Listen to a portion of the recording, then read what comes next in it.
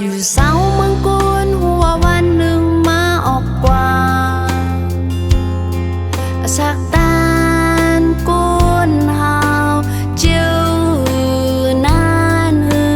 พยายามหูเจ้าพระแค้นโต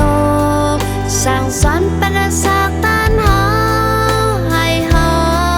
จังนับอ่านมือวันเฮาถูกลีเฮ็ดฮือได้เฮ็ดฮือสักลีสักตาอันเกิดไว้นั้นตาเป็นคนอันมีกะขันถูกดีปองเป็นให้มีพรลีตาก้นเฮินตาก้นยิ้มหอมตาเจอเคือตาหวานตาเมืองตากำพาโลให้มีพรลีเลอต้องตาเจ้าพระเนาเองปืนแม่ตาเจ้ามี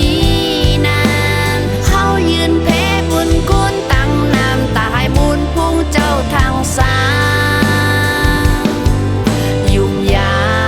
มตากลายเท่าราสา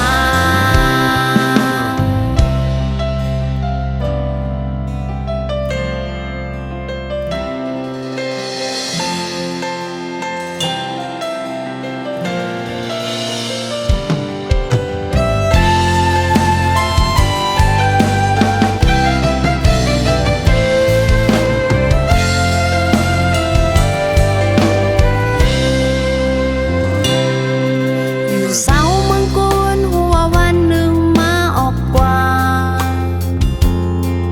สัก